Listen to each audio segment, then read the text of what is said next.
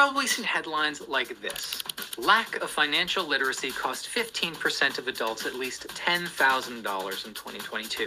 Financial literacy is essentially the idea that if you understand the mechanics of personal finance, you will make better financial decisions and have a more prosperous life. You might be thinking, that sounds like neoliberal nonsense. The problem is not that people don't understand money, it's that they don't make enough money. And you're definitely right. You're totally right about that. People who write headlines like financial illiteracy is an epidemic, they do not get it. But as I researched this, I realized financial literacy doesn't have to be a completely stupid idea. It might even be worth taking seriously in the right context. Financial literacy. Most people think that this is what is needed so that poor people, so that black people, so that Hispanic people can finally get some generational wealth. If they only have financial literacy, please don't give black people reparations if they don't get financial literacy first. So we have all these banks and financial institutions creating financial literacy programs. Why would they do that if the bank stands to benefit from financially illiterate people? It's because they know if they are able to teach you what they need you to know, then they can keep exploiting you. They know if they teach you, you won't go outside of them, since most of us didn't go outside of school to look for information. They know most of us won't look outside the financial institution's educational program to figure out why they still don't have wealth. They want you to believe that this wealth that you don't have is connected to your individual decisions. That's why they don't teach you about macroeconomics. Macro deals with the whole economy, deals with what the government and the Fed does with the money supply, the value of the money. They don't want you to think about how our imports and exports affects the value of the dollar, how the central banks affect the value of the dollar, how monetary policy affects the value of the dollar.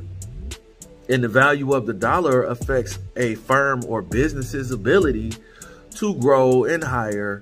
And they don't want you to think about CEO and executive salaries and executive bonuses and golden parachutes and how that affects hiring, income, and the resources and benefits people can get, and whether or not and the taxes in the country and how all of that affects what a business does, especially large businesses.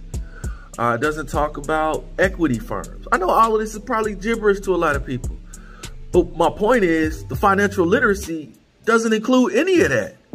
No, it includes you being more responsible with your money. They don't want you to ever think, well, dang, how come I never get enough money from the job that I do work?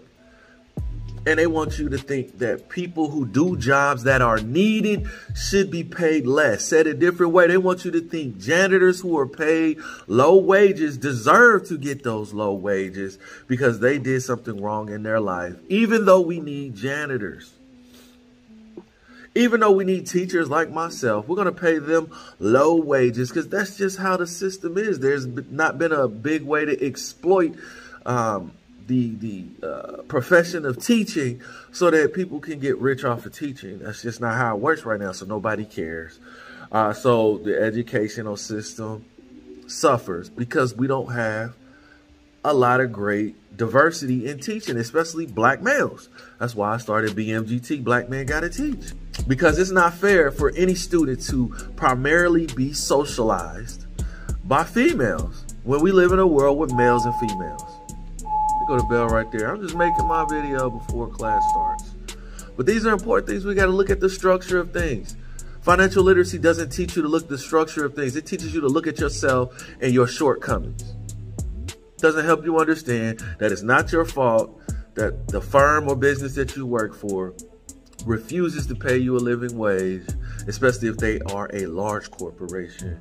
And it doesn't talk about how it's the government's job to ensure that citizens have enough money to take care of their basic needs, which includes emergencies, healthcare, clean water, access to primary healthcare, which is exercise, knowledge about good exercise, the ability to grow food, the knowledge on how to grow food, eating good food, the knowledge of which foods are good, when and how to eat them.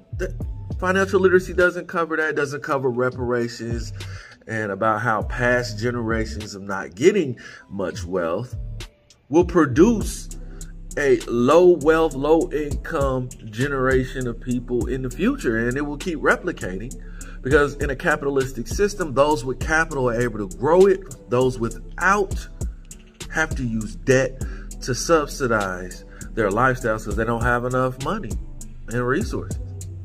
But these are things we're not taught to think about or talk about. We just want to point fingers at poor people and struggling people, people who live paycheck to paycheck, and make fun of them.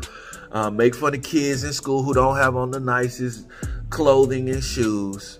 And the cycle just continues because we're being told to look at ourselves and not the structures that have created the individual situations we all live out. But again, this is another heavy thought brought to you by Heavy Hooks. It's something to think about. Financial literacy is not the answer, y'all. It's not. It's a fraud. It's a game.